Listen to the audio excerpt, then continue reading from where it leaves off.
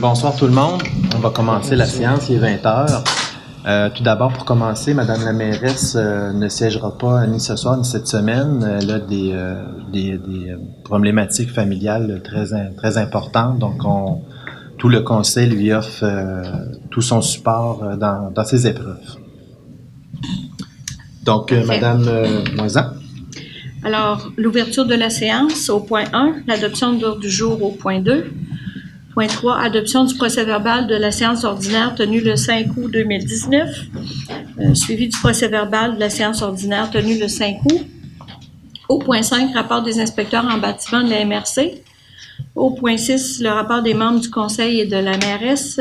Point 7, résolution d'octroi pour un mandat de gré à gré, plans et devis pour les puits, soit du terrain des loisirs et du 7014 Royal. Au point 8, résolution pour un mandat de gré à gré pour les plans et devis intérieurs en architecture du 7014 Royal.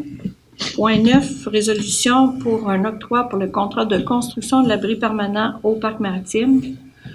Au point 10, résolution d'octroi pour modification au système de chauffage de la caserne. Au point 11, résolution pour l'octroi de contrat de branchement de la piscine et du 7014 Royal à l'égout municipal. Point 12, résolution pour une demande d'autorisation au ministère de l'Environnement pour brancher les puits système de traitement. Le point 13, résolution au MTQ concernant vitesse dans la zone scolaire. Point 14, résolution, un avis qu'il y aura une séance extraordinaire en octobre prochain pour le financement du camion citerne. Au point 15, un avis de motion et dépôt de règlement ordonnant la fermeture de la route des Prêtres à la circulation routière en hiver. Point 16, les comptes à payer. Point 17, la correspondance. 18, période de questions et la fermeture au point numéro 19. Alors, quelqu'un pour adopter l'ordre du jour, s'il vous plaît. Je fais ça. Je propose. OK.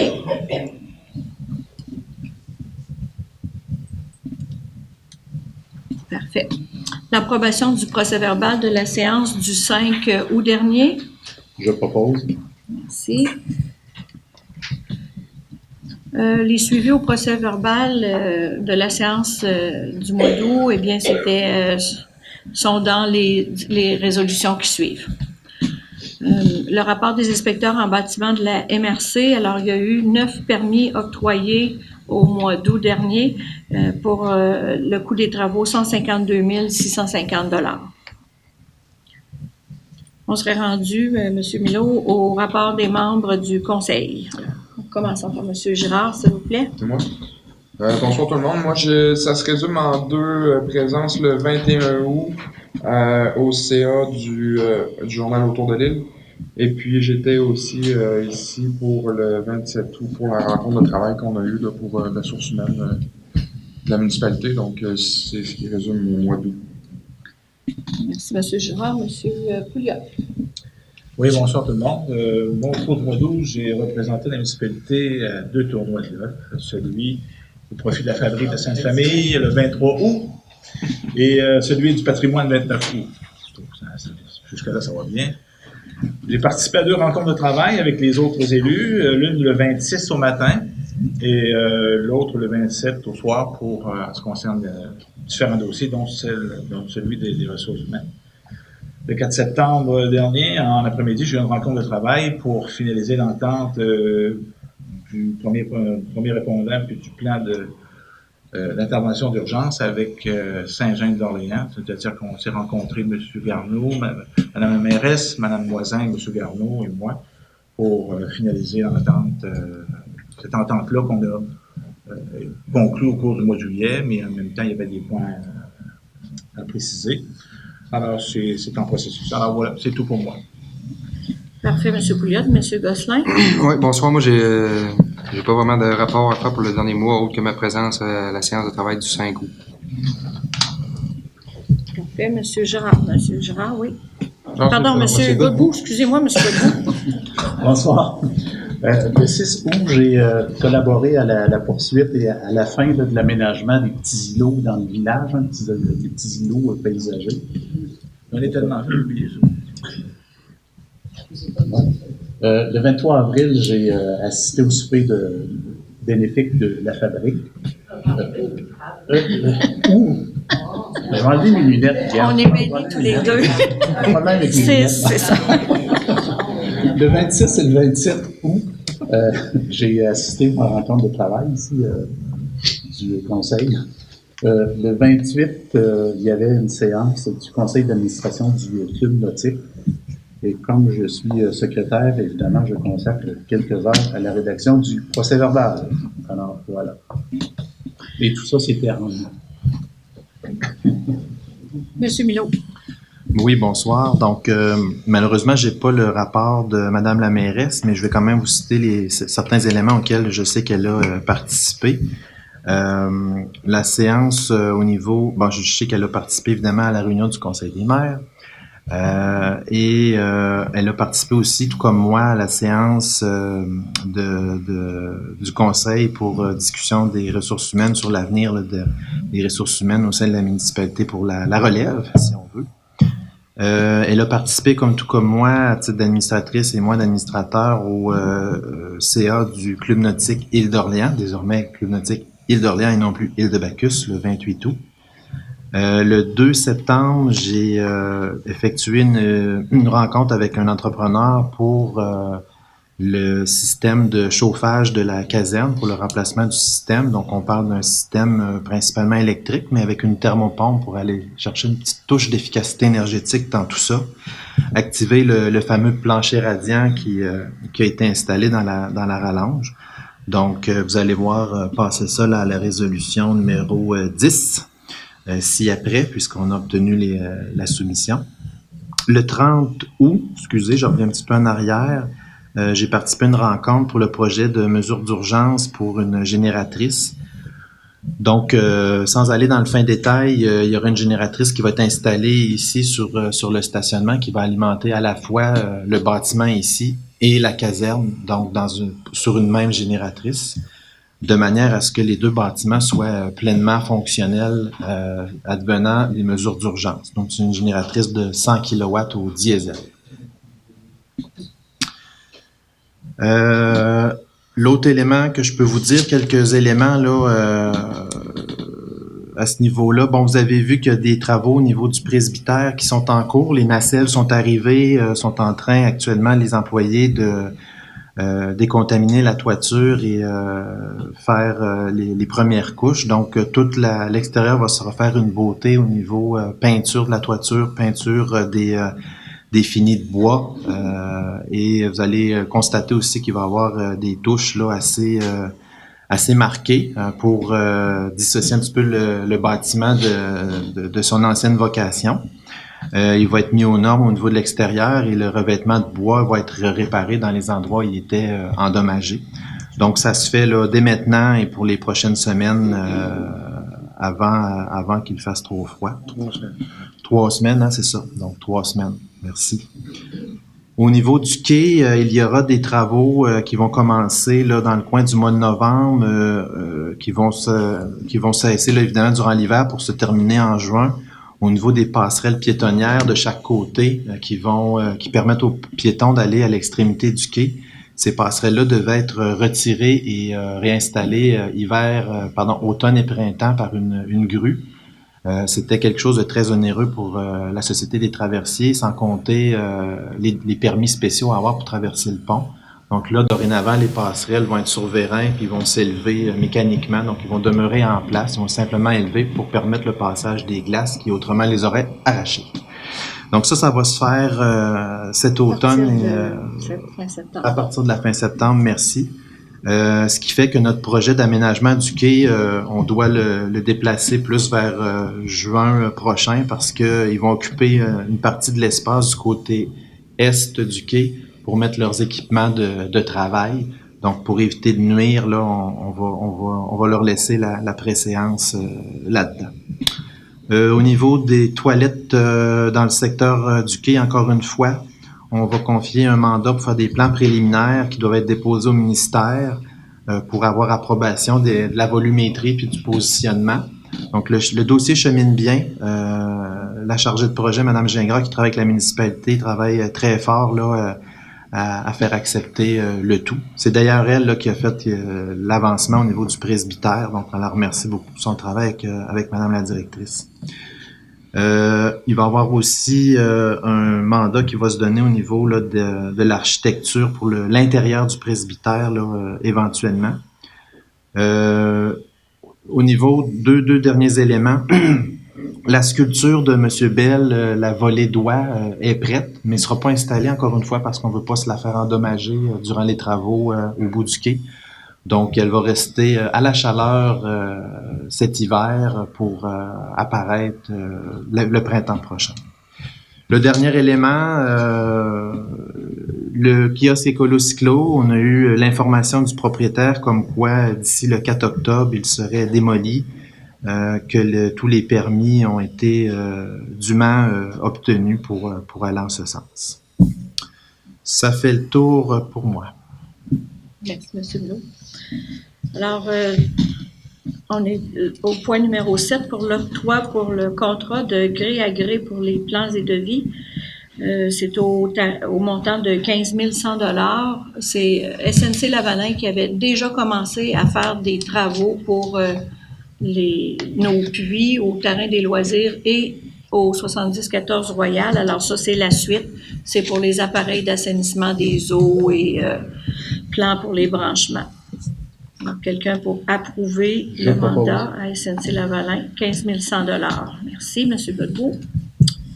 Le point numéro 8, c'est pour un mandat pour les plans et devis officiels par un architecte pour l'intérieur du 7014 Royal à DAD Architecture au montant de 22 115 $. Je propose ça. Dans le fond, c'est des plans de construction. Oui. Pour le 7014 Royal, l'ancien presbytère. Monsieur Girard, merci. 22 115. Le point numéro 9, c'est pour l'octroi du contrat de construction pour l'abri permanent au parc maritime. Il y a eu une seule soumission reçue. La soumission était conforme, elle est entrée dans les délais. Bien entendu, on est retourné à la grandeur originale du plan. On est retourné également à demander sur cet appel d'offres-là les appareils de chauffage. Et vu que le ministère de la Culture avait refusé la proposition d'un toit style chapiteau, bien on retournait avec un toit en bardeau de cèdre. Tout ça s'est rendu possible grâce au fonds de la TEC, la taxe sur l'essence et la contribution du Québec, taxe d'assises sur l'essence.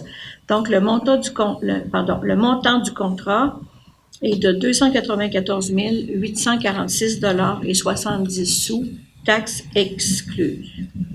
Donc, nous, on a à peu près un 5 % additionné pour les taxes. Ça, c'est pour l'abri permanent. Alors, je propose. Merci. L'octroi pour la modification au système de chauffage de la caserne. Alors, le système de chauffage de la caserne sera accordé à Ventilation CRD. CDR. CDR? Oui. CDR. Son logo se chevauche, alors je fais une petite erreur. CDR au montant de 81 750 $ avant taxe. Quelqu'un pour proposer? Oui, je propose. Monsieur Pouliot. Merci beaucoup. L'octroi du contrat pour le branchement de la piscine et du 7014 Royal à l'égout municipal sera accordé, il y a 2 soumissions qui avaient été demandées, sera accordé à Excavation de Ben-Coulombe pour le montant de 13 200 $ avant taxe. Je propose ces travaux. Merci, M. Girard. Du côté de la demande d'autorisation pour les puits du 7014 et 7018 Royal, encore, c'est pour le système de traitement. L'environnement doit, une fois que les plans sont faits, doivent donner une autorisation. Alors, ça prend quelqu'un pour... Je propose. Parfait. Cette résolution-là, en fait, elle inclut aussi une promesse de demande d'utiliser et d'entretenir les installations d'eau potable de manière à respecter la réglementation et qu'on transmette notre engagement au ministère dès la fin des travaux, là, qu'un ingénieur va apposer sa signature à l'effet que les travaux ont été faits de façon conforme. Alors, Monsieur Girard, Monsieur Godbout, vous avez proposé ça. Parfait, merci beaucoup. Le point 13, c'est une résolution concernant la réduction de vitesse. Dans la correspondance, on a reçu une lettre du MTQ à l'effet qu'ils allaient réduire la vitesse dans le cœur du village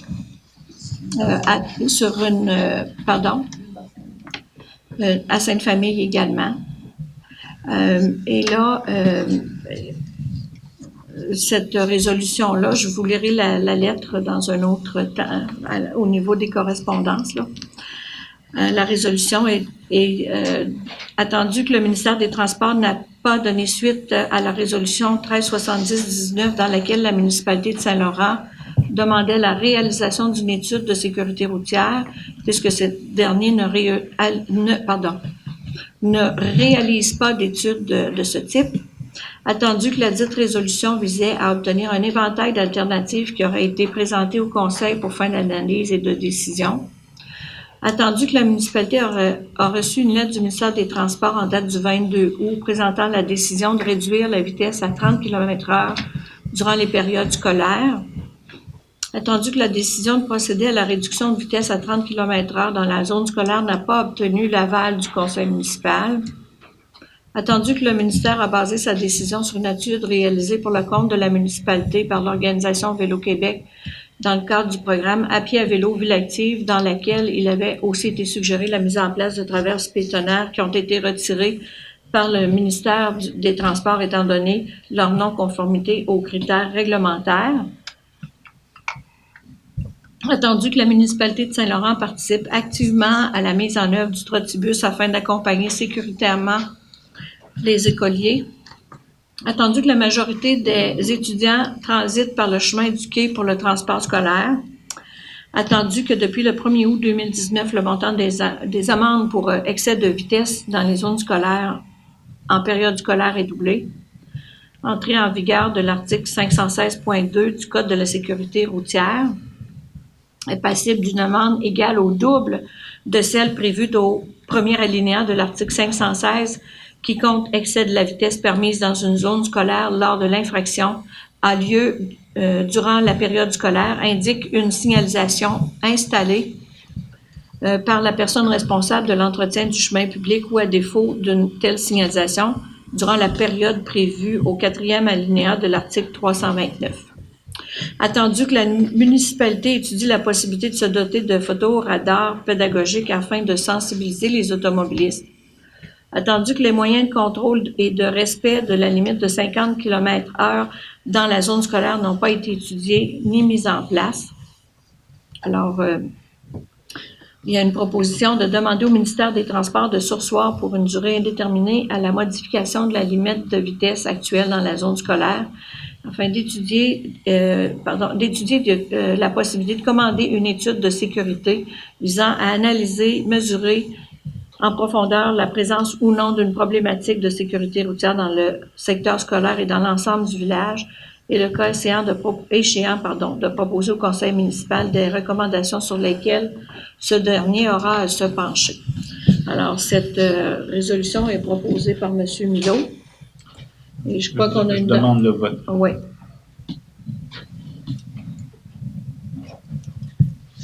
Alors, le vote est demandé. Qui est pour cette résolution? 1, 2, 3, 4. Alors, 4 pour et 1 contre. La résolution est passée à l'unanimité, à la majorité.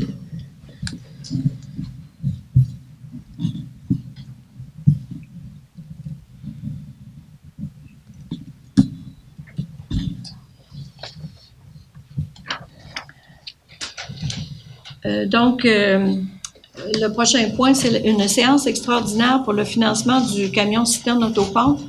À l'automne dernier, ou même au printemps dernier, il y a eu un règlement d'emprunt pour le camion citerne autopompe qui a été faire l'acquisition. La construction va bon train, même ils ont de l'avance pour la date prévue de livraison qui va être au 30 septembre, aux alentours d'eux. Donc, il y avait une séance extraordinaire qui a été cédulée, mais elle a été cédulée la journée des élections et je viens de m'en rendre compte. Alors, je vous redonnerai une date, mais il va y avoir une séance extraordinaire en octobre pour le financement du règlement d'emprunt au montant de 250 000 $. Ça, c'est une séance où on tire une bouteille sur le nouveau camion quand il arrive? Non, c'est pas un baptême du camion citerne.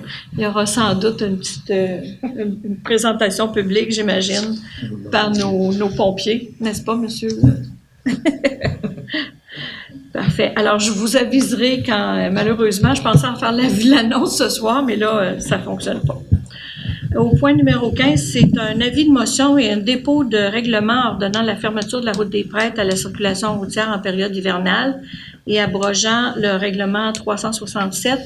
C'est qu'on a un règlement pour la fermeture de la route des Prêtres qui date de plusieurs années, qui a quelques lacunes qui doivent être corrigées et apporter, mettre le règlement au bout du jour. Alors, je crois bien que c'était M. Godbout qui donne cet avis de motion-là. Parfait. Merci, M. Godbout.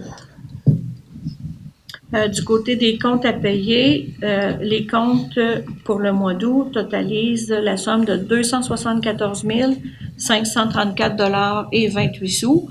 Ça inclut la deuxième moitié du paiement de la Sûreté du Québec. C'est pour ça que c'est ici élevé en eau. Je propose. Merci, M. Godbout. Alors, on serait rendu au niveau de la correspondance, comme la résolution le mentionnait.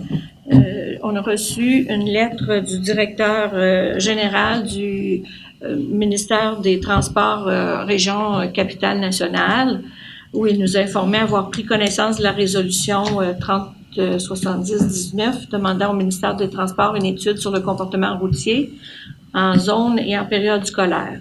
Une analyse de sécurité concernant la zone scolaire de Saint-Laurent a été effectuée et les résultats montrent la pertinence de modifier la limite de vitesse.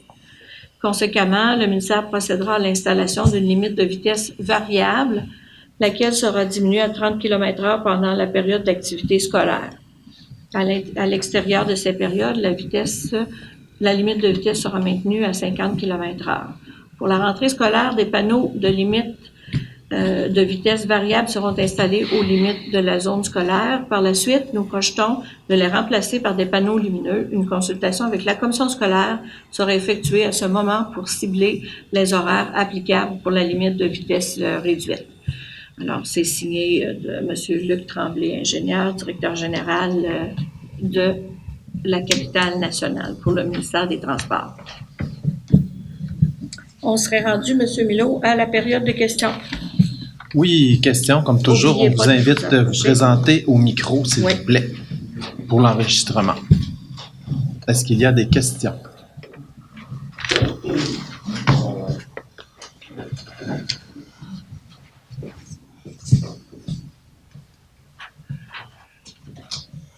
Moi, je vous trouve privilégié, vous avez de la belle eau claire. Là. Moi, chez nous, mon eau est pas bonne. Depuis le dynamitage qu'il y a eu, là. Puis j'attends pour parler avec Mme Moisin, là. Qu'est-ce qui en suit? Ben, comme je vous ai parlé, M. Letourneau, ça va être discuté en séance privée après la séance. Ah, OK. Je pensais que c'était à soir. C'est ce soir, mais c'est après la séance. OK. En tout cas, mon eau n'est pas bonne, non? Oui, ça, c'est. Puis j'avais un bon puits avant. Autre question? Un brave.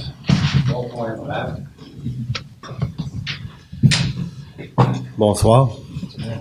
Plusieurs questions, fait que je vais en Allez-y. dérouler. S'il y en a d'autres qui veulent m'interrompre, j'en reviendrai par après. Bon.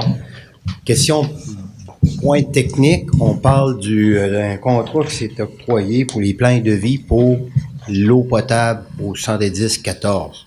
Ce que je comprends, on va payer en haut de 15 000 d'études, mais c'est pour installer quoi et quel va être le coût final pour le traitement de l'eau au vieux presbytère? En fait, est-ce que vous voulez que je réponde? Allez-y, M. Hulot? C'est parce que le bâtiment change de vocation. C'est un bâtiment résidentiel. Il devient un bâtiment qui pourrait alimenter plus de 20 personnes en eau potable. Ça change la catégorie du puits. Donc, une étude a dû être faite par des ingénieurs des ingénieurs en hydrogéologie. C'était Aquifère, le mandat a été donné. Et là, c'est rendu l'étude pour les branchements et le système d'épuration. Mais c'est pas seulement, le mandat n'est pas seulement pour le puits de l'ancien presbytère, là, du 70-14, c'est également pour le puits du terrain des loisirs qui est qui est non conforme depuis plusieurs années. Ce puits-là se trouve sous la chaussée, sous l'accès. On avait fait faire une étude pour essayer d'alimenter peut-être le chalet des loisirs, la piscine, ainsi que le 70-14. Il s'est avéré que ça aurait été un mini-réseau d'aqueduc, et là, ça prenait des proportions, vous vous souvenez, c'était près de 300 000 $. Alors, on est retourné à des installations différentes. Et là, c'est SNC-Lavalin qui prépare pour le terrain des loisirs et le 70-14 Royal, là, l'ancien presbytère. Système UV et tout le branchement que ça prend, les systèmes de filtres, etc. Mais on parle d'un montant de combien? Un estimé? Un estimé des montants, ben là, ça peut aller, ça c'est très, très difficile à dire. Système UV avec le système de filtration, là. Au niveau, on estime que ça va être aux alentours de 15 000 $ environ par bâtisse. Par 30 bâtisse. 000 plus 15 000. Oui. Uniquement ça. Et ça, encore une fois, là, je vous le répète, c'est des sous qui nous sont accordés au niveau de la taxe d'assises sur l'essence. Ça fait partie des priorités sur l'assainissement des eaux usées et les priorités pour l'eau potable. C'est priorité 1, donc les frais sont nuls pour... c'est l'ensemble de la province qui Les frais vont être nuls pour Saint-Laurent? Oui, Pour tout ce qui s'appelle l'étude, oui, mettre les puits conformes. oui, Je suppose que ça va être la même affaire pour le branchement aux égouts. oui. Zéro C'est- gratuit C'est priorité 1. Pas gratuit, oui, mais pour la municipalité. pour la municipalité. C'est ça, effectivement. Parce que ça, c'était une de mes... Ça n'a pas d'impact sur les comptes de taxes, effectivement. Ce que M. Gérard... voyons, M. Ce que j'aimerais, je vais juste faire, parce qu'il y a eu aussi des contrats pour les devis intérieurs et tout ça, vous venez de parler d'une mise à niveau, parce que ça serait possiblement pour 20 personnes. On sait qu'on change carrément de catégorie. Oui. Quand on tombe dans ces niveaux-là, ça prend des inspecteurs qualifiés, des tests d'eau, etc., à chaque mois. C'est un autre domaine. Mais à date, qu'est-ce qui est prévu dans ce vieux presbytère-là pour avoir plus que 20 personnes de façon continue? Je vais changer ma question. Il y a plusieurs mois, vous nous avez présenté un projet pour le 70-14, habitué ou non, et là-dedans, il y avait un certain montant de mise, certains projets et tout ça. Suite à ça, il est venu des études. Vous avez engagé aussi une consultante là, pour vous donner un coup de main dans ça. Mais où est-ce qu'on en est rendu globalement pour ce projet-là, en argent que la municipalité doit investir, en argent qu'on va avoir en subvention, puis de combien ça va affecter nos comptes de taxes? je vois les quantités de montants qui sont octroyés, mais l'ensemble est de combien? Quand est-ce qu'on va avoir ou que la population va être informée sur le montant total de ce projet-là? Puis qu'est-ce qu'on va en faire réellement? On a-tu réellement, on sait qu'on a des bureaux en haut, en bas, y a-tu réellement une cuisine communautaire? Va-tu avoir un commerce qui va s'établir? Où est-ce qu'on en est rendu avec ce projet-là? Donc, 2 questions, 2 réponses. Où est-ce qu'on en est au niveau du contenu? C'est sensiblement la même chose que vous avez mentionné, c'est-à-dire bureau en haut pour les organismes communautaires. Au rez-de-chaussée, ça demeure espace commercial. Il y a des demandes, des gens très sérieux qui veulent s'établir de façon très sérieuse. Je vais taire le nom, mais on a vraiment des dossiers sérieux pour ça. L'espace communautaire en bas aussi pour les citoyens. Donc, la question du 20 personnes, ben, il est très rapidement atteint dans la mesure où il y a des personnes en haut, puis en même temps, il y a le commerce en bas qui est actif. Donc, ça peut très rapidement être atteint, puis même dépassé là, par rapport aux aménagements. La cuisine communautaire, les équipements sont non seulement achetés.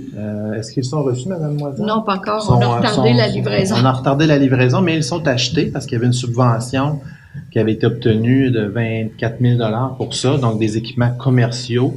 Donc, on parle stainless et tout ça. Donc, elle va avoir lieu, la cuisine communautaire, à ce niveau-là. Par rapport maintenant au budget, quand on a pris le projet, évidemment, on avait une urgence d'agir là pour aller de l'avant avec ce projet-là. Maintenant, on s'est assis avec le ministère de la Culture. On a engagé Mme Gingras pour agir à titre de chargée de projet afin d'être intervenante régulière et quotidienne avec le ministère de la Culture et aussi avec la Régie du bâtiment, parce que c'est 2 entités qui se parlent pas toujours, mais qui doivent tous les deux dire leur mot sur l'aménagement d'un bâtiment public. Et on s'est dit qu'on avait 2 objectifs à mettre en place, d'abord et avant tout, c'est-à-dire établir le cahier de charges et le budget, avant d'aller plus loin, pour éviter justement de faire et défaire le projet et de le remanier. Donc, le mandat que vous voyez aujourd'hui, la résolution qu'on a faite là, au niveau du point 8, c'est un mandat d'architecture pour l'aménagement intérieur. Ce mandat-là vise à faire le plan plus détaillé de l'aménagement. C'est avec ça qu'on va avoir un estimé très clair du coût d'aménagement intérieur, tant au niveau architectural que mécanique. Au terme, ça évidemment, ça va reprendre les besoins qu'on a mentionnés plus tôt. Au terme de cet exercice-là, le budget précis va pouvoir être connu à ce niveau-là. Naturellement, il va rester à l'ensoumission pour avoir le budget, d'avoir les montants sur le marché qu'on peut en obtenir. Mais c'est à la suite de cet exercice-là qu'on va avoir le budget réel. Donc, nous, on le mandate aujourd'hui pour travailler là-dessus. Et l'objectif, là, ça serait, Madame Moisan, vous allez m'aider sur les dates de produire les plans et devis pour février, merci M. Girard, et partir en appel d'offres tout de suite après, si évidemment le budget est conforme à nos attentes, au budget réservé actuel existant et au budget dans la tech qu'on réserve pour ce projet-là, de partir par la suite là, en appel d'offres pour les entrepreneurs, en se croisant toujours les doigts, à ce qu'on ait des soumissionnaires intéressants et que ça rentre dans les budgets pour faire les travaux d'ici fin juin 2020. Est-ce que ça répond bien à votre question? Ça répond. Je vais ajouter... Bien. Maintenant, Le chiffre, je peux pas vous le donner. OK. Bon, mais ça, c'est le point, parce que là, le puits, on peut le traiter. Branchement aux égouts, la bâtisse va toujours demeurer avec la piscine, c'est normal. Peinture du toit, peinture des châssis, préserver le bâtiment. Exactement. Ça peut avoir ça a du bon sens de le faire. Maintenant, le reste. Exactement. L'intérieur. Si on arrive, vous avez des soumissions, des mandats, des points, puis qu'on arrive avec des centaines et des centaines de $1000 à investir pour le rendre, ben, je pense que la population devrait avoir un portrait global avant de s'engager à dépenser plus. Je suis d'accord avec vous, absolument. On a des argents qui viennent, on a des budgets réservés, mais on a aussi des argents qui viennent de la tech principalement. Donc, évidemment, c'est des sommes importantes qu'on va avoir, non pas gratuitement, là, j'aime pas le terme, mais on va avoir du programme. Et il faut que ça rentre à l'intérieur de ces budgets-là pour évidemment éviter d'affecter les comptes de taxes municipaux principalement. Donc, dès qu'on va avoir les budgets, c'est certain qu'on va informer la population par rapport à où on en est, par rapport aux projections, c'est sûr. Du côté de la tech, seulement qu'à préciser que, comme je l'ai mentionné la dernière fois, on chevauche 2 périodes de tech, 2014-18 qui a été prolongée jusqu'au 31 décembre cette année, et 2019-23 qui commençait au 1er janvier 2019. Fait que cette année, 2019, là, on chevauche 2 années pour nos projets. On a le montant, la tech, ça fonctionne, il y a un montant de seuil à atteindre, c'est-à-dire que la municipalité doit investir un certain montant par habitant et par la suite, lorsque ce montant-là est atteint, la municipalité a le droit de dépenser ensuite le montant qui lui est alloué. Dans le cas de 14-18, c'était un montant de 26 $ par citoyen selon par année. Selon l'étude de population de 2014, qui était de 1500 quelques. Donc, c'était aux alentours de 45 000 $ par année. Le seuil a été atteint seulement qu'avec l'agrandissement de la caserne des pompiers. Fait que ça, le seuil, l'investissement municipal, il a été atteint. Et vu que le seuil a été atteint, là, on avait 786 821 $ à la disposition de la municipalité.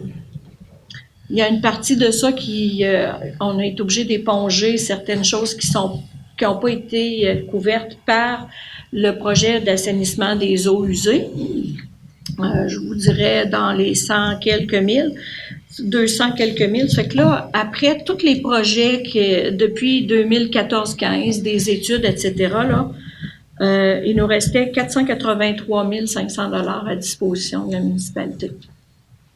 Et là, ben dans ça, entre justement les études pour les puits, attendez un petit peu, le chauffage de la caserne, l'abri permanent au parc maritime, la génératrice, alors tout ça embarque dedans. Il va en manquer. Non. Il va y avoir 400 000. 483 000, ça rentre pour l'instant. Et le presbytère, lui, l'ancien presbytère, s'en va dans la TEC 19-23. Pas d'autres camions. Et il y a déjà également 200 000 $ qui, si vous vous en souvenez bien, de la vente de l'ancienne mairie qui ont été réservés spécialement pour les travaux du 70-14. Donc, ces montants-là qui sont réservés pour 2 ans déjà, ça couvre le seuil. Le seuil qu'on va avoir, parce que là, le seuil est plus élevé, mais les montants auxquels la municipalité pourrait avoir droit de 19 à 2023 est beaucoup plus élevé également. OK. On va attendre d'avoir les chiffres de la présentation. Une autre question que j'ai, système de chauffage à la caserne. Dimanche, le directeur nous a dit qu'on enlevait le chauffage au mazout, qu'on mettait un chauffage électrique, un radiant. Là, peut-être une thermopompe à l'extérieur, mais là, je suis surpris de voir le montant, 80 quelques mille dollars là-dessus. Y a-t-il des subventions pour ça ou c'est quoi le payback de le faire? À un moment donné, la thermopompe et tout ça, le chauffage, fournaise électrique tout seul, c'est pas cher. Bon. C'est quoi qui explique le 80 quelques mille dollars, là? Je suis surpris. Là. Je vous explique tout ça. D'abord, pour la question de qu'est-ce qui paye ça, comme Madame Moisan vous l'a dit, ça rentre dans la TEC, premier élément. Ça fait partie des budgets réservés là, cette année, d'ici le 31 décembre. Pour la question technique, en fait, c'est que le projet comporte plusieurs éléments. Il y avait une problématique d'humidité qui avait été adressée là-dessus. Donc, il y a un échangeur d'air qui rentre en ligne de compte dans le projet. C'est pas seulement le chauffage, là. Il y a une question de ventilation qui est corrigée. Il y a une problématique au niveau de la mise aux normes par rapport aux détections de monoxyde d'azote, monoxyde de carbone dans l'ancienne partie qui est corrigée. Il y a, évidemment, vous l'avez mentionné, l'ancienne fournaise est enlevée complètement. On veut faire de la place là, pour regagner de l'espace à l'intérieur. Donc, tout ça est regrimpé plus haut vers le plafond. Une petite chaudière électrique pour alimenter là, très simplement le système radiant qui avait été installé à la construction. Il y a aussi la thermopompe en tant que telle, parce que ce qu'il faut comprendre, la thermopompe, elle se paye à peu près en 5 ans, à elle seule, par rapport au projet actuellement là, au mazout. Les éléments, j'ai la soumission ici, je vais juste me le ressortir. On a ah oui, c'est ça, l'échangeur d'air, c'est un échangeur d'air à récupération de chaleur. La fournaise électrique, on a des volets d'alimentation de retour, on a la thermopompe, on a la chaudière électrique, on a aussi là il y a un élément par rapport à la génératrice, parce que la génératrice c'est une 100 kW. La capacité d'alimentation pour ici puis l'ancienne partie était quand même assez limitée, donc on va aller faire un système de contrôle pour empêcher la thermopompe de démarrer en mesure d'urgence pour s'assurer que la génératrice soit capable de suppléer à la charge en question. Il y a un petit peu de modification des conduits de ventilation parce qu'actuellement c'est une branche. Là, il va y avoir une autre branche qui va aller alimenter la nouvelle partie au niveau du chauffage aussi, de manière à rendre les aérothermes en 3e niveau. Donc, il va y avoir chauffage à l'air, chauffage radiant, puis en dernier niveau, les aérothermes électriques en question. Quoi d'autre? Donc, condenseur. Donc, ça inclut pas la génératrice. Oui. Non, ça, c'est un autre projet, la génératrice. C'est distinct. Puis, la thermopompe aussi va pouvoir déshumidifier elle-même en climatisation l'été pour s'assurer d'avoir un environnement le plus sec possible. L'hiver, ça va être l'échangeur d'air. On sait que l'air extérieur est très, très sec l'hiver. Mais l'été, puis elle va être en mode chauffage, mais l'été, elle va pouvoir déshumidifier par l'utilisation du cycle de réfrigération. Donc, c'est aussi une question de mise aux normes, si vous voulez, là, du bâtiment. Le volet efficacité énergétique, comme je vous dis, la thermopompe, c'est plus parce que tant qu'à faire le projet, aussi bien mettre un élément d'amélioration de la performance qui se rentabilise dans un retour sur investissement assez raisonnable. Merci. Bien. On va laisser la chance à un autre. Est-ce qu'il y a un autre? J'entends oui. Madame Dion.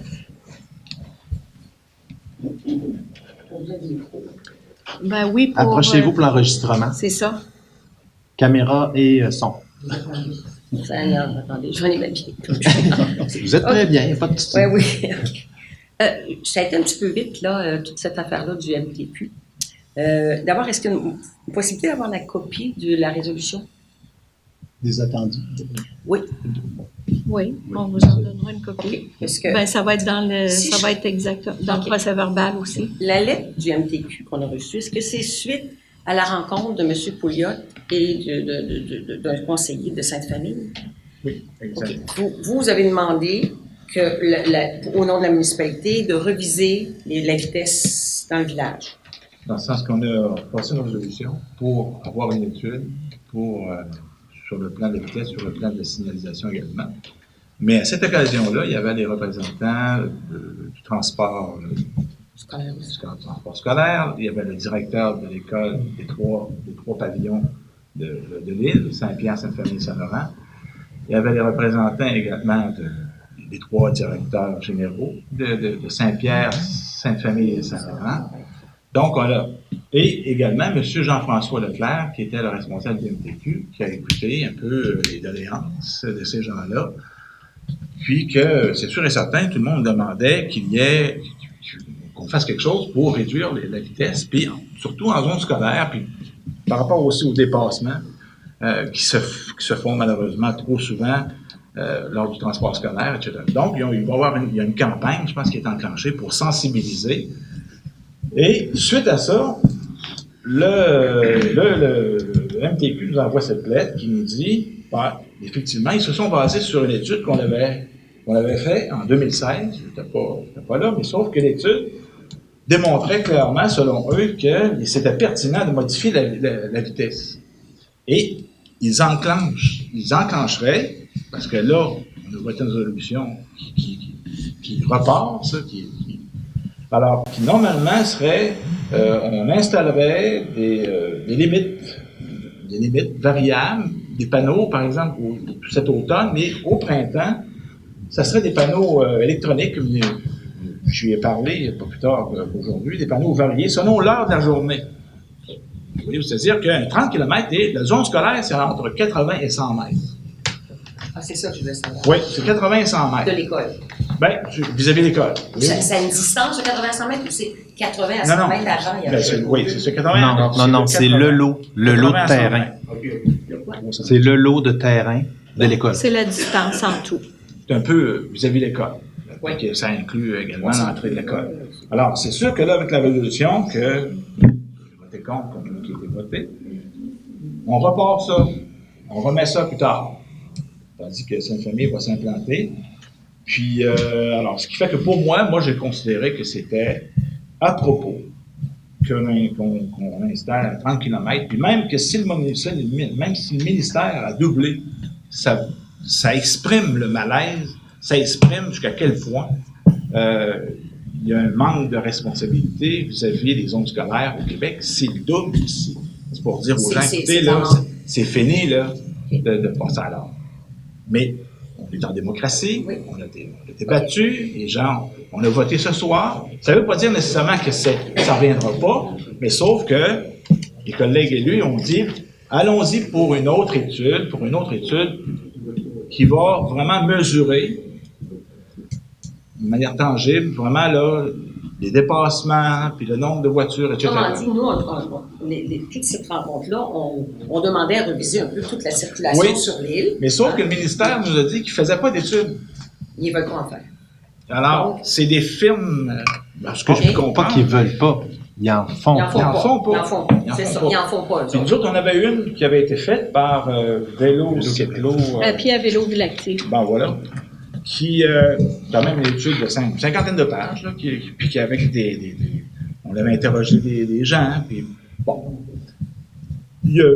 C'est une étude qui est perfectible, qui n'était pas parfaite, parce que nécessairement, ils ont proposé 2 traverses piétonnières qui, selon le ministère, n'auraient jamais dû être là, celles qui ont été effacées, compte tenu qu'ils n'ont pas la distance légale d'être protégés. Puis c'est vrai, c'est entre 2 courbes en bas des coteaux. Il ne faut pas être ingénieux pour savoir que quelqu'un qui tient à sa vie ne traverse pas là en gardant juste les bords jaunes. Hein?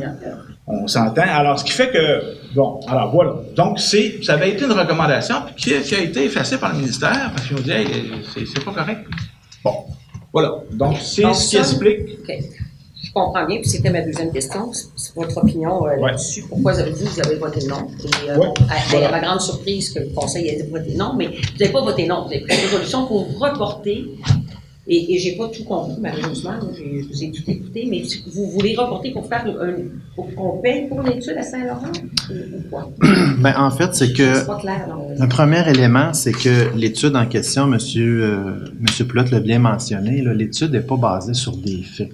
L'étude a été basée sur des suppositions qui seraient intéressant d'avoir des traverses pétonnières à tel endroit. C'est ce qu'ils nous ont proposé, c'est ce qu'on a fait et on se les a fait enlever. Donc, l'étude n'a pas pris le temps et le soin d'aller vérifier les paramètres du ministère, ce qui met en gros doute la profondeur et l'exactitude et la véracité de cette étude-là. Le 30 km/h a été présenté, mais n'est pas basé sur des faits. Il n'y a pas eu de mesurage de vitesse, de nombre de dépassements, d'excès de vitesse, le trafic routier. Il n'y a aucun élément mesuré. Donc, il n'y a pas d'élément factuel pour appuyer cette demande-là. L'autre élément qu'il faut considérer, c'est que la problématique de vitesse, elle est réelle, mais elle n'est pas juste en face de l'école. Elle est partout dans la municipalité. Donc, le conseil, ce qu'il a dit à soir, c'est qu'il faut regarder ça dans son ensemble. Oui, l'école, c'est quelque chose d'important, mais la municipalité, dans son ensemble, c'est important. Et des enfants, il y en a ailleurs aussi que devant l'école. D'autant plus que le principal trafic scolaire se fait par le chemin du quai, et non pas par le chemin royal, et qu'on a prévu des transports avec des bénévoles en avant, à la queue et en avant des enfants sur les heures d'affluence, sur les trottoirs pour favoriser la sécurité. Donc, ce qu'on a dit, c'est, écoutez, c'est assez drastique dans les circonstances, d'arriver à une conclusion si radicale en raison de gens qui respectent quand même la limite de vitesse dans plusieurs citoyens, qui vivent dans Saint-Laurent-Est, dans Saint-Jean, dans Saint-François-Sud, et qui vont à ce moment-là être pénalisés dans leur déplacement par rapport au niveau de la vitesse et au changement de la limite de vitesse durant les heures. Donc, on s'est dit, il faut avoir des appuis solides, mesurer ces paramètres-là avant d'arriver à cette solution-là, puis encadrer l'ensemble de la municipalité dans les recommandations qu'il va y avoir, pas juste les 100 pieds devant l'école, parce que, notamment, on s'est dit, si c'est 50, 30, 50, imaginez qu'est-ce que ça va faire après le 30. Les gens vont clencher. Alors, on peut déplacer la problématique par la suite à ce niveau-là. Donc, il y a lieu, et c'est ce que le Conseil a très clairement présenté ce soir, d'approfondir la question un peu plus avant d'arriver à cette solution-là qui va être irrévocable par la suite. Donc, Saint-Pierre a fait la même chose, a refusé cette démarche-là. Et nous, on l'a pas refusé, on la reporte en se disant, prenons le temps de bien l'étudier avant d'arriver. Et si on a des faits qui prouvent qu'il y a un nombre impressionnant d'excès de vitesse et autres inconduites sur la route, on n'aura pas d'autre choix à ce moment-là que de recommander, mais en ayant des faits concrets. On a prévu quoi pour avoir ça, pour avoir des faits? Écoutez, là, ce soir, la résolution est passée. C'est une première étape. La seconde étape, ça va être de regarder les firmes qui peuvent faire ce genre de travail-là. Et là, à ce moment-là, on va pouvoir prendre un mandat pour faire l'analyse, l'étude, puis regarder si... Parce que la vitesse, c'est un élément, mais comme la résolution le dit, il y a la question des photoradars qui est actuellement regardée pour le photoradar pédagogique pour étudier, qui est un autre élément qui est, soit dit en passant, si vous faites le tour du lac Saint-Jean, il y en a dans toutes les municipalités maintenant, au moins 2. Alors, et qui a été accepté par le ministère des Transports. Donc, c'est des éléments qui peuvent être, qui vont être regardés. C'est ce qui vous dit, vous allez à 47, vous allez à 48. Oui, tout à fait. Tout à fait. Merci. Ça dit merci si vous êtes dans les paramètres. Et les villages, actuellement, là, j'ai parlé à plusieurs municipalités dans le lac Saint-Jean. Écoutez, ça donne un très bel effet. Par contre, il faut les changer de place parce que les gens s'habituent. Absolument. Donc, les autres, ils disent, on a prévu quelques endroits et on les change de place et on garde l'effet de surprise et de gêne pour le conducteur suivant qui voit notre vitesse. Là, vous avez fait faire une étude en 2016. On a fait faire une étude. Oui. OK. Puis, on a fait faire des morts. Puis, on s'est fait enlever. Oui. Est-ce qu'on est revenu contre la firme? Est-ce qu'on a fait quelque chose? Parce que la firme nous a dit de faire ça. On a payé pour une étude. On a payé pour faire les choses, puis on s'est fait enlever. La réponse courte, non. Pourquoi? Pourquoi qu'on n'est pas revenu? Question courte. Écoutez, c'est que, en fait, moi, j'ai Je dis, parce que ça, cette firme-là fait ça. Qu'est-ce qui dit que l'autre firme va nous faire quelque chose de mieux? Puis l'autre firme, elle va faire quoi, du radar? Pour avoir des faits? Il faut du mesurable. Il faut mesurer l'affluence. Vous savez, vous êtes déjà peut-être passé sur des routes où il y avait des petits tuyaux de caoutchouc noir. Ça, c'est des compteurs de circulation. Oui. Il y a des radars aussi. Donc, il faut mesurer pour voir vraiment s'il y a une problématique. Il faut avoir une étude qui soit basée sur des faits comme ça, plutôt qu'une étude empirique qui est basée sur des principes bien pensés. Le nombre de tours ne voit pas comment les gens conduisent la ville. Non, vous avez raison, mais le nombre de voitures peut vous donner l'affluence et les heures d'affluence. Donc, si... Ça ne prend pas une tête à papillon pour savoir c'est quoi l'affluence qu'on a ici. Vous le savez, vous? C'est facile de voir. Dites-moi ça. Non, les heures de pointe. C'est correct. Mais ce que je veux dire, c'est que je ne sais pas combien on a payé en 2016, puis je sais qu'en 2019, on va être rendu à une étude pour cette étude-là n'avait pas été dispendieuse parce qu'elle avait été subventionnée en majorité par Desjardins. Ça avait été 500 $. Cette étude-là. Mais c'était pas une étude de circulation, c'était une étude pour à pied, à vélo, ville active. C'était pour le cœur du village là, que ça englobait. Okay. Là, on peut penser qu'il va arriver quoi? Est-ce que le mois prochain, vous mettez quelqu'un là-dessus? Qu'est-ce qui arrive? Parce que moi, vous savez, c'est mon dossier que j'ai je suis stické là-dessus, puis je ne vais pas vous lâcher. Est-ce que vous faites ça dans la vie des études? Pour moi, c'était comme, il se passe quelque chose au ministère des Transports, ils vont faire quelque chose. Je ne m'attendais pas à une affaire comme ça, mais mon Dieu, ils vont faire quelque chose. Ils sont capables de bouger dans un délai assez rapide. Alors, moi, je trouvais que c'était de bon augure. Mais effectivement, on est pris avec ça après, puis etc. Je peux pas me prononcer là-dessus parce que je trouve ça dangereux dans la zone scolaire, moi ici, personnellement, même parce que les enfants, c'est le trottoir quand même. Là. Mais bon, je ne peux pas vous critiquer là-dessus parce que je n'ai pas de fait, effectivement. Mais je pense que ça n'aurait pas été mauvais. Mais encore là, du 50 en bas de la cour, du 30, du 50. Mais c'est peut-être ce qui aurait fait ralentir parce qu'il y a encore des courbes. Là. Il y a encore une place où il y a des courbes ici. C'est problématique. En bas, tu as M. Spence, il va arriver à Madame. Ben ça changera pas. Ben écoutez, comme je vous dis, là, il y a une résolution ce soir. Par la suite, on va retourner en caucus pour discuter de la question. Il faut trouver des firmes, possiblement, avoir des prix. Donc, on s'en va vers ça. Ça va dépendre du montant. Vous n'êtes pas obligé d'aller en appel d'offres si le montant est en bas des seuils prévus par le Conseil du Trésor. Par notre règlement sur la gestion contractuelle. C'est ça, voilà. En attendant aussi, Mme Dion, ce qui a été adopté là, depuis le 1er août, les amendes doubles en cas de dépassement de limite de vitesse, ça s'applique aux zones scolaires. Oui. C'est déjà un bon pas. Quand on sait à quelle vitesse ça circule dans le village, déjà que les gens se limitent à 50 km/h, ça va être déjà un gain. Oui. Puis ce serait bien que si c'était si des amendes doubles à la grandeur du village, ce serait encore mieux. Il faut qu'il y ait du monde là, pour les prendre. Il faut qu'il y ait du monde pour les prendre. C'est ça. J'avais demandé la dernière rencontre de l'aide pour avoir justement qu'il se passe quelque chose, qu'il y ait plus de radars, etc. M. Pouliot m'avait appelé, il m'avait dit qu'il faut que vous alliez faire une requête. Alors, je suis allée toute seule, je n'ai pas eu d'aide, mais au moins, vous avez appelé, puis je suis allée. J'ai demandé à Audrey de la faire une requête. Alors, ils ont pris une belle grande feuille vierge comme ça, de 2014, puis il a écrit requête de Mme Dion, puis c'est ça. Puis j'ai dit, je sais pas trop ce que je lui ai dit, puis il dit, il dit, ça se peut, parce que j'ai dit que chaque fois je voulais voir le directeur de police, que je n'étais pas capable, puis que même, des fois, il était parti à 4h moins 5. Ben, correct. Mais, il dit, oui, des fois, on prend pas notre heure de dîner, puis on part plus de bonheur. J'espère qu'on ne part pas plus de bonheur comme ça, toute la gang, parce qu'en prenant leur heure de dîner, tout le monde dans leur bureau, on reste autant dans leur de bureau. En tout cas, ça me fait dire qu'ils en prennent peut-être pas mal, parce que il n'y a pas grand monde ici qui s'agit là-bas. Il y en a, là, mais il n'y en a pas tout le temps. Puis quand il y en a, ils sont dans le village, ils ne sont pas ailleurs. Donc, je veux plus d'aide que ça. Je suis encore la Madame Pichard, là, puis ça ne me dérange pas d'être la Madame Pichard, mais je ne sens pas de support. Je suis un petit peu tannée de me présenter là. J'en ai d'autres choses à faire dans ma vie que de faire ça, puis je ne vois pas le radar. C'est pas vrai qu'il vient de faire du radar à 10h30 samedi matin, là, c'est pas ça, c'est pas là la problématique. Là. Les heures de pointe, les autobus scolaires, quand il y a un tracteur et que ça se met à dépasser, j'ai vu des affaires depuis que je suis venue il y a un mois, là, puis moi-même, j'ai failli écraser une petite fille, puis j'allais à la bonne vitesse, dans la mesure de courbe dont je vous parle, en face du moulin.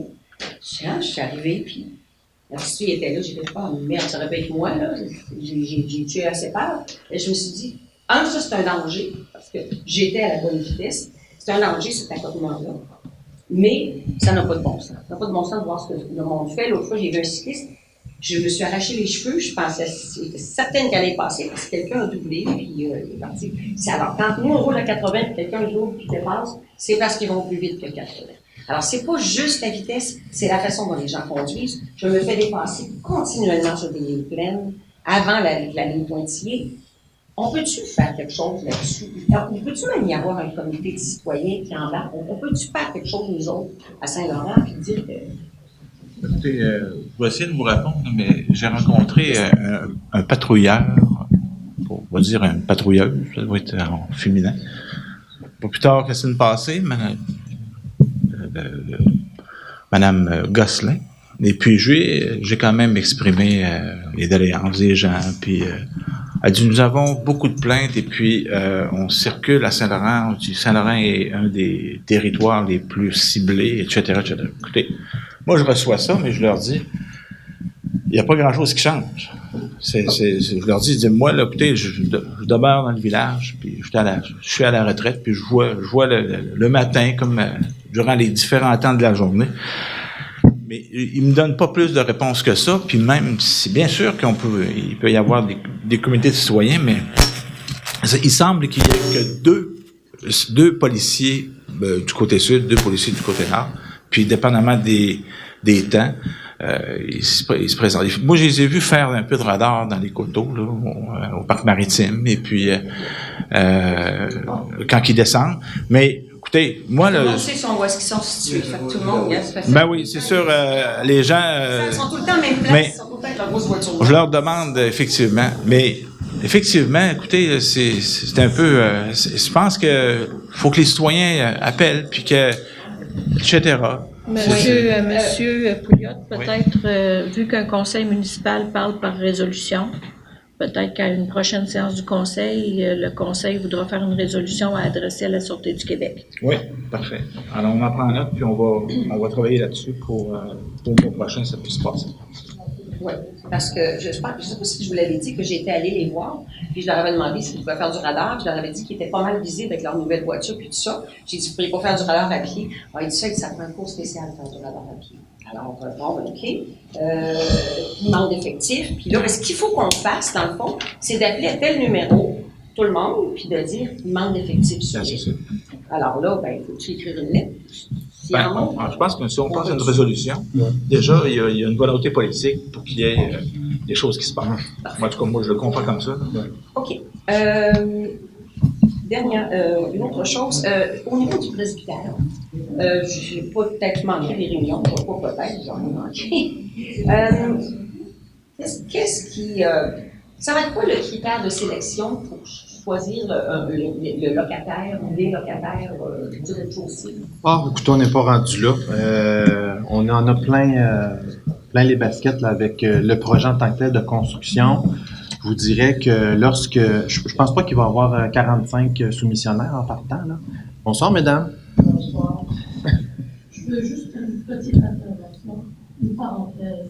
Oui. Normalement, quand on demande la parole, on devrait donner un certain temps pour la parole et non pas tenir le crachoir pendant 15 minutes. Il y a eu 2 intervenants ce soir qui ont posé des questions. Et j'avais une question aussi, monsieur avait une question. Vous levez la main. Non, c'est pour ça que moi, bon, il est là. C'est pour ça devient une conversation entre vous, et puis nous, on écoute des choses qui nous intéressent. Avez-vous une question, madame? Moi, je suis prête à prendre tantôt. Je peux non, madame, il est trop tard, il est 9 heures. Au revoir. Bon. Désolé, je viens de me faire dire que je suis un mauvais maire suppléant. Non, mais je m'excuse, mais j'ai des questions, là. J'ai le droit de poser des questions. Veuillez lever la main, puis c'est beaucoup Ben, de questions. j'ai attendu voir si quelqu'un avait une main, mais je savais que ça allait être là. Voilà. Question, vous voulez poser une salle-là? OK, c'est bon. Bon, tu n'es pas rendu à ça encore. Non, oui, c'est ça. Excusez, je n'étais plus... Mais non, mon idée, c'est plus, est-ce qu'on s'attend à faire de la restauration, offrir un service? Oui. Style café, ça va ressembler à quelque chose d'alimentaire, là, mais on ne peut pas vous définir, ça va dépendre des propositions.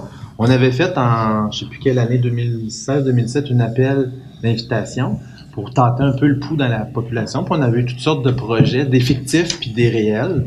Là, évidemment, 3 ans plus tard, on va mettre l'appel d'offres à jour. Mais lorsqu'on va avoir les projets, il va y avoir des critères limitatifs. On va expliquer, bon, par exemple, s'il y a la cuisine collective, il va falloir cohabiter avec ça, il va falloir respecter les règles du MAPAC, il va falloir respecter les normes. Sinon, c'est local à louer.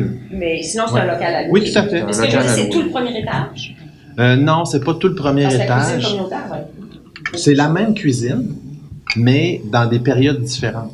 Parce que la cuisine communautaire risque d'être de l'automne au printemps, alors que la restauration va être durant la période d'été. Donc, on essaie de maximiser les équipements. Mais ça va être de la restauration. Local à louer. Local à louer, mais je pense pas que ça va être un... En tout cas, c'est un commerce de location. S'ils partagent la cuisine, c'est parce qu'il y a de la cuisine. Local à louer. Ouais, ben on va voir. Écoutez, on va lancer une invitation à soumissionner à des gens sur des projets qu'ils vont nous présenter. Puis les critères de sélection sont à prévoir en temps et lieu. Okay. Mais il y en aura. OK. Est-ce qu'il y a d'autres qui ont des questions? Faut que j'interrompe Mme Dion. Madame Bernier. Excusez-moi, j'essaie de me reprendre. Si la police veut faire de l'argent, là. Ah, Madame Bernier, là, il faut que je vous dise, il faut que ça soit une question, si je fais mon rôle. Pourquoi les policiers ne vont pas en bas de la côte quand on entre, là, puis ça descend. S'il y avait un policier en bas, près chez M. Spen, il va payer tous les Vu souvent. policiers pour l'année. Ben, je peux répondre que j'en vois souvent dans l'entrée du parc maritime, bien caché. Oui, mais chez M. Spen, là, il va descendre. Écoute, les camions, moi, quand je marche, là, puis je m'en vais chez M. Spen, quand je vois un camion, je me garage dans le pelouse. Oui, mais avez-vous entendu ma réponse? Dans l'entrée du parc maritime, les policiers font du radar vers le haut. Donc, quand ils descendent la côte, il y en a tant. Les camions sont affreux.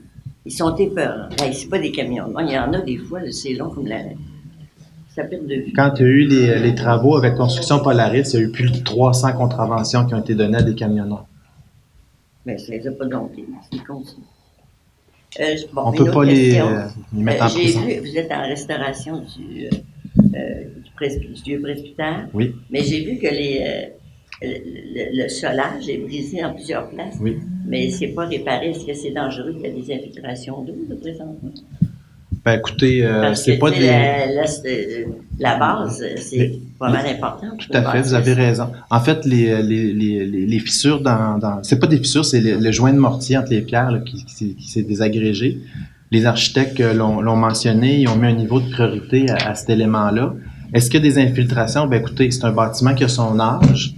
Actuellement, il est quand même... Pas d'âge quand vous parlez. Hein? Ne parlez pas d'âge quand vous me parlez. Ouais, mais... bref, il est encore sain, je vous dirais, par l'intérieur, mais évidemment, ça va faire partie des travaux de restauration le moment venu. Ben, ça peut se détériorer de plus en plus si ça l'eau. C'est une question ça va être dans les priorités au niveau de la restauration principale du bâtiment. Ça peut se briser, surtout avec les hivers qu'on a, la neige. Là. Tout à fait. Merci. C'est l'ossature, quoi. Là. Tout à fait. Autre question? Monsieur Plante? Monsieur Plante. Une petite question? À moins qu'on attende à minuit moins une.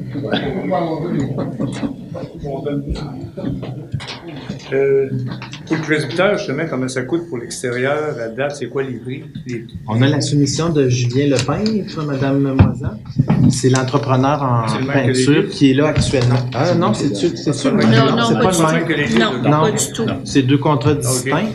Pendant que Madame Moisan cherche, il a commencé, on avait donné la résolution le mois dernier.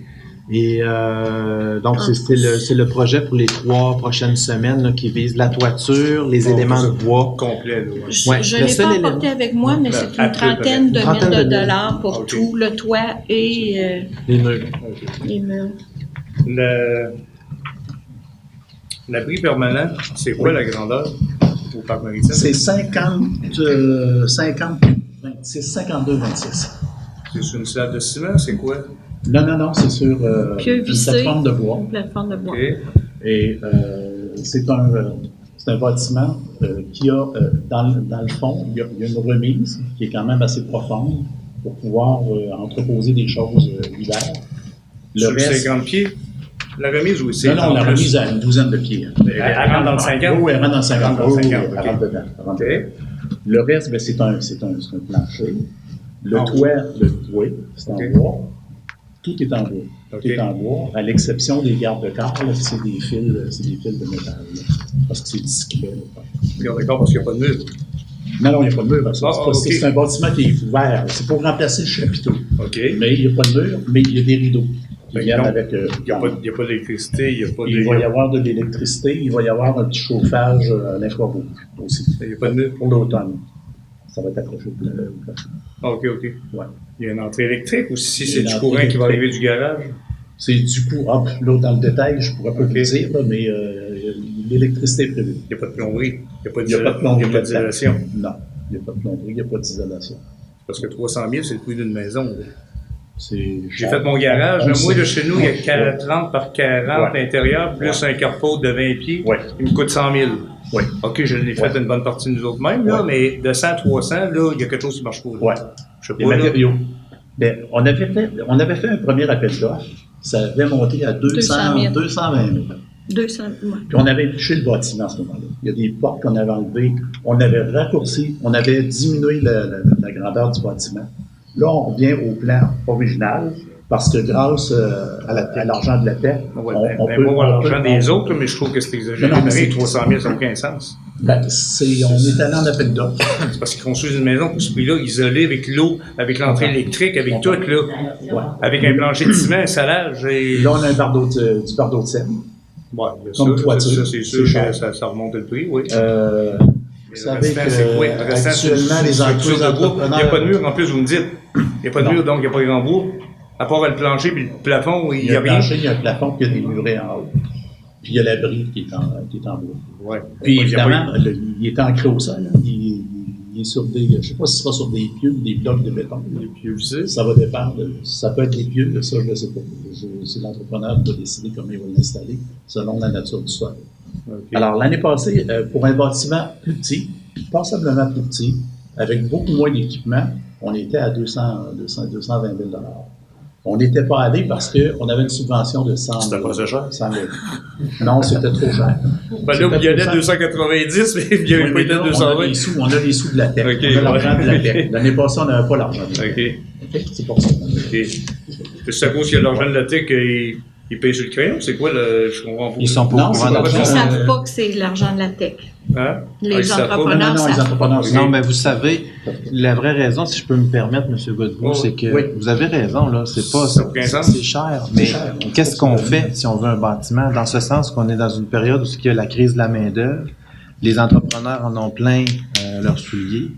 On a eu juste un soumissionnaire.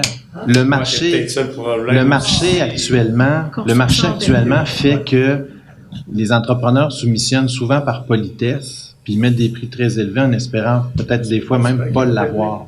Du moment qu'on sait ça, mais qu'on a un besoin pour un bâtiment, qu'est-ce qu'on fait? L'attente n'aurait pas pu durer encore un an, mettons le temps de trouver d'autres Elle est soumissionnaires. rendue On n'aurait plus dangereuse. l'argent. Puis on n'aura plus l'argent.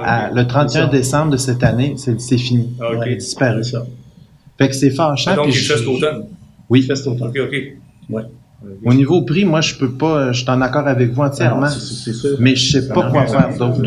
Je dis, c'est 3 fois le prix de mon garage, là, qui est isolé, qui a le courant, qui a tout, là, qui a une porte qui vaut, rien que la porte à la... Peut-être le bardeau de cèdre, là, Ça qui n'a est aucun explicable, mais... Ouais, le tantôt, je suis d'accord, là, que c'est un prix de fou. L'avez-vous construit vous-même, en grande partie?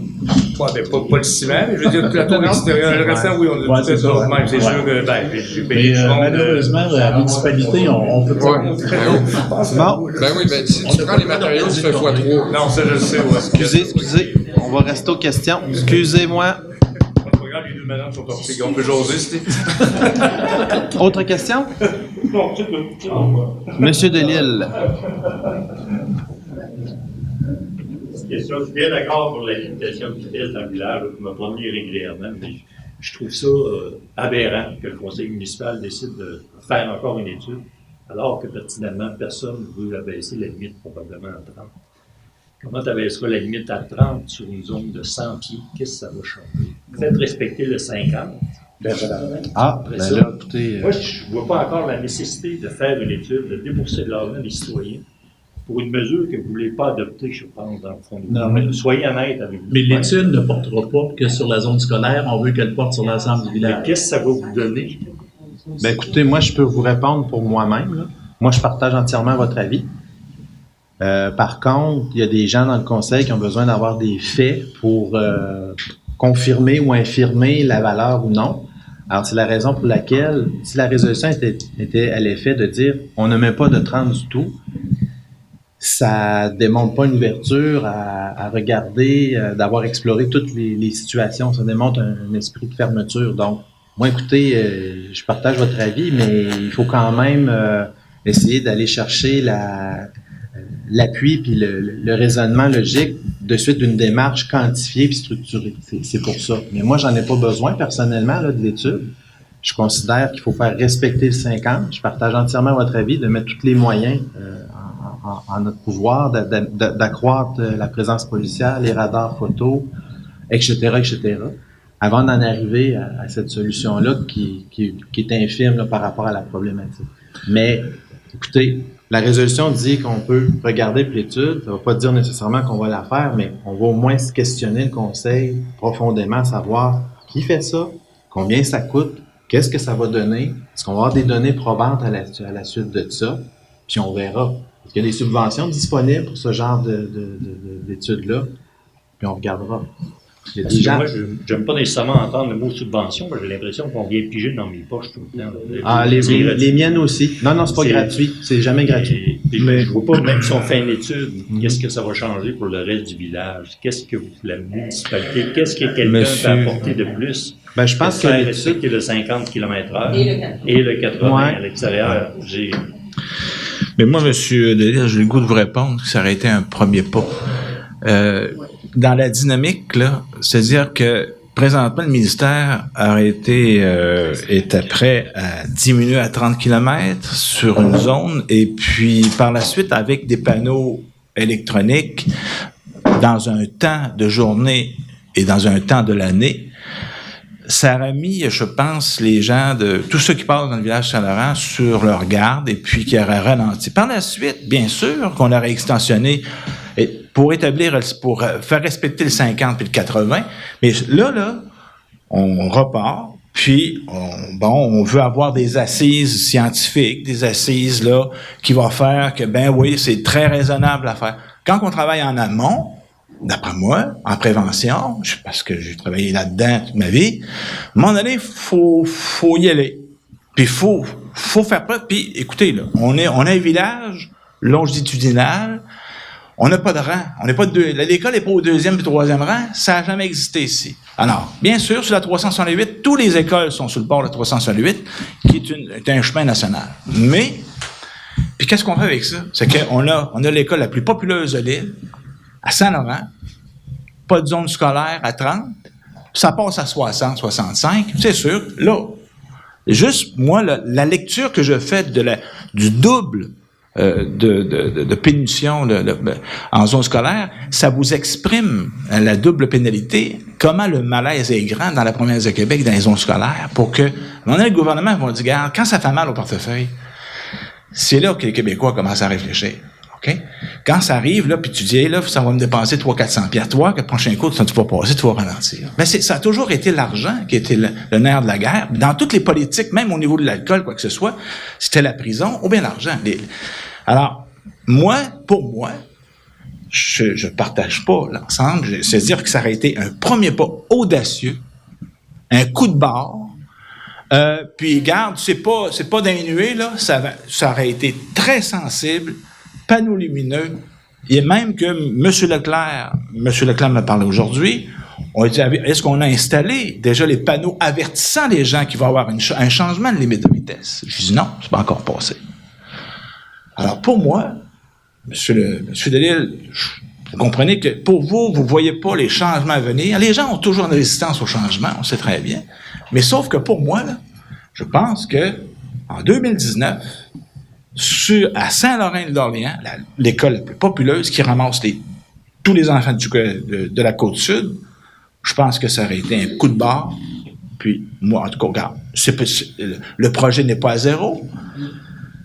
On dit qu'on va procéder à une étude, on va essayer de trouver des bonnes firmes pour faire ces études-là sérieuses, puis arriver avec des choses sérieuses. J'ai senti de la part de mes collègues que le 30 km/h n'était pas fermé. Mais c'est sûr que si on arrive avec une meilleure signalisation puis qu'on fait respecter le 50, après je dis bien respecter, ben ce serait un pas de plus. Mais là, présentement, on vient de reculer. Là. On vient de dire au ministère, on repart le 30 km. C'est ça que ça veut dire. Sainte-Famille, on dit oui. Saint-Pierre, ils ont un axe nord-sud qui est la route des Prêtres. Puis c'est une question qui avait été débattue il y a eu quelques années. Puis moi, j'ai parlé à un élu de Saint-Pierre, ils ont été... Le conseil était divisé par rapport à la réunion qu'on a eue en juin dernier, parce qu'ils étaient présents, eux autres aussi, très divisés là-dessus. C'était pas clair. Bon. Puis bon, il y a une volonté politique. Mais je respecte le débat, je respecte le choix, mais moi, je me dis, hey, quand on travaille en prévention, à un moment donné, là, une question de principe, on agit. On discute plus. C'est ça que moi, j'ai toujours appris ça. Question de principe, t'agis. Tu protèges l'enfant. Je dis pas, je vais protéger, tu protèges. C'est un verbe d'action. Alors, voilà. On respecte votre opinion, M. Couillot, mais si les gens débarquaient sur l'avenue Royale, je serais entièrement d'accord pour le 30 km. Mais compte tenu que tout les arrivées des écoliers se font par le chemin pas de la chalouperie, du chemin du quai. J'ai beaucoup de misère à partager la nécessité d'abaisser la limite de vitesse. Voilà. Mais c'est personnel. Autre question? Oui. Pour clore le dossier. Oui. Changer de sujet. Hein? Est-ce qu'il existe un règlement concernant l'affichage des commerces dans la municipalité? Oui, tout à fait. Est-ce qu'il est appliqué? Est-ce qu'il est appliqué? Je vais répondre une partie, puis je vais laisser Mme Moisan complémenter. Sur l'affichage des commerces et des propriétés à vendre aussi, dès qu'il y a des éléments qui sont dérogatoires, ils sont signalés. On en a eu plusieurs cet été, des pancartes à vendre monstrueuses. Ils ont été corrigés dans la plupart des cas. Au niveau des commerces, c'est la même chose. Il y a des dimensions à respecter. Et lorsqu'on perçoit une problématique, on avise l'inspecteur qui vient à chaque semaine, qui vient faire sa tournée dans les municipalités, aller jeter un coup d'œil. Ils sont quand même assez rapides, je vous dirais. Est-ce que vous avez vu ce qu'il y a en face de la municipalité? Bougez pas là. Vous parlez de les Blancs-Moutons? Oui. C'est conforme. Le chalet à louer? Ben, pas juste le chalet, il y a à peu près, je sais pas, 10 pancartes, je sais pas. Écoutez, Mme Moisan, on va regarder ça. Ben, c'est l'exemple qui me vient à l'idée, mais j'en ai vu d'autres. Il y en a qui ont fait des affiches à la main, là, sur le bord du quai, là, partout. Là. C'est pour ça qu'on ressemble un peu au boulevard Saint-Anne. Écoutez, je sais qu'il y a un commerce que le ministère de la Culture a approché pour corriger une pancarte qui n'était pas conforme aux normes du ministère. Au niveau, puis elle est belle. Elle était belle en plus, mais elle n'était pas de la bonne couleur. Mais au niveau de réglementaire de dimension, celui que vous nous dites là, on va le prendre en note pour le faire valider par nos inspecteurs. Mais c'est sûr que, on n'a pas un nombre référent d'inspecteurs, là, puis il n'y a pas juste les pancartes, il y a les garages, il y a les ci, les ça, il y a beaucoup d'éléments. Mais dès qu'on envoie... particulièrement visible. Dès qu'on envoie, on essaie, là, j'en ai personnellement signalé quelques-uns. C'est pas souvent la municipalité. Ah oui, je passe. Je passe trop vite, ça a l'air. Merci. D'autres questions? Monsieur Plante? Je fais un commentaire au sujet de l'autre fois de quoi il y avoir une pancarte flashante pour traverser au loisir. C'est ça? Il y a avoir là, qui clignotant. Oui, c'est ça. Puis, ce qui n'est pas le l'avoir parce que le ministère ne voulait pas, je pense, c'est quelque chose de même. On en est où, Mme Moisan? J'ai fait des vérifications de prix, là. Fait que j'ai vérifié. Non, mais ça, c'est juste la pancarte disant que c'est un... C'est pas un clignotant. Oui, il est clignotant. J'ai vérifié quand j'ai parlé de M. Paradis, il y en a une à 300 mètres, une à 100 mètres, il y en a une qui flash ta vie, puis sont toutes sur le ministère. Sur l'emprise?